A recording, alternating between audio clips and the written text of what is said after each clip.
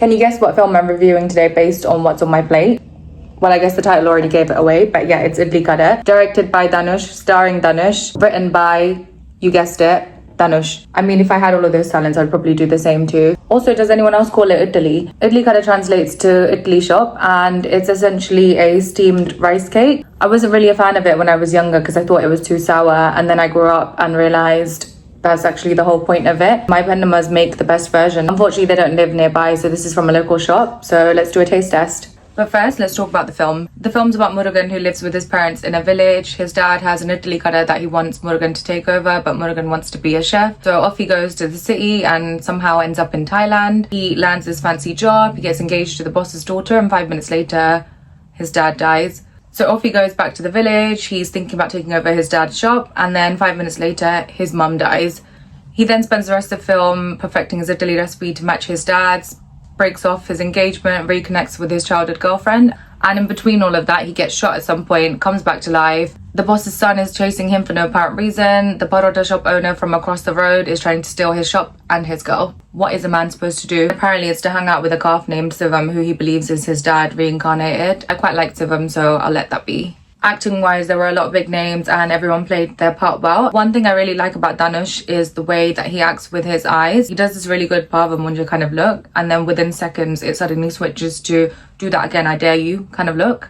So leaving Dhanush aside, I think the two standout acting performances for me were Ilavarasa as Ramarajan, Murugan's colleague, and Raj Kiran as Dhanush's dad. Arun Vijay plays the main villain. The acting was good, but I don't think his character was written with enough nuance. And what I mean by that is we're told at the start that he sinks into this deep depression when his mum dies. His dad, played by Satyaraj, lets him do whatever he wants because he wants to just get his son out of that depression in any way possible. But then that depression in his backstory is never mentioned again. There's no depth. Literally just rage on loop. Samuthirakani plays the parota shop owner, and I love him as an actor and filmmaker, but this character wasn't it for me. Neither of the villains had any layers.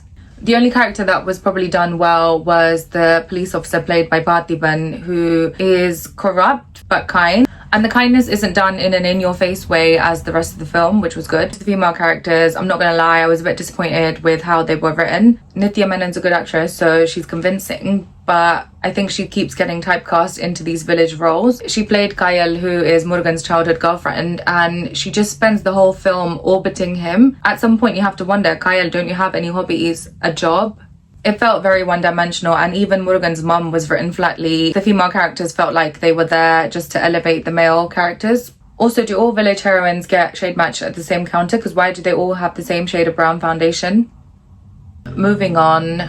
The film was shot well. It was muted tones for the most part, which felt quite intentional. The styling was done by Kavya Sriram, and there was a clear contrast between the city and village characters. But it was a bit stereotypical, so I don't really have too much to say there. But it was nice to see the stylist get credited during the film's promotions. The music was by GV Prakash, and I think they said during the audio launch he didn't want to make a real song or viral songs. He wanted to stay true to the story, which is fair enough, but I think he stayed true because the music was a bit boring in some parts. Emphasis on some parts because it was still good overall, especially the scene after the dad passes away and Dhanush and his mum are walking around the shop and they get these flashbacks of when they were growing up. The BGM during that was really nice. In terms of the song that I liked the most, some songs sound better in context when you actually see them in the film, and Enjaami Thandhaane was that song for me. For me, this was a film less about the plot and more about themes such as identity and belonging. And as the oldest daughter in a Tamil household, I really felt that conflict Murugan feels about wanting to chase his dreams versus staying back to look after his family. But I didn't really love the messaging that people who want a different life are somehow disconnected from their roots. Leaving, growing and coming back is a part of life, and that should be celebrated, not frowned upon. And maybe I need to touch some grass, but I think you can want a car and still look after your parents, and you can chase your dreams and still stay humble.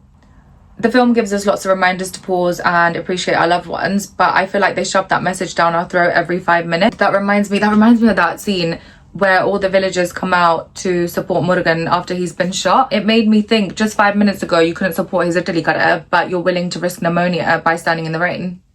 Okay, actual taste test time. My preferred consistency is when it's kind of like a cloud. I'm gonna taste pani bag. Overall, I would give this Italy 6 out of 10, and I would probably give the same to the film. I really miss the days when films let us do our jobs as an audience and come up with the message ourselves. If you've already seen Idli Kadai, what did you think of it? Did it make you crave idli or parota after? Like, comment and subscribe. And is it a film that you should see in the cinema? If you need something to do this weekend or want a solo date, then I think this could be a good film for that. For the most part, I would say save your money, get a takeaway, wait for it to come on Netflix and watch it then. It's worth watching at least once, but I don't think it matters too much where you watch it.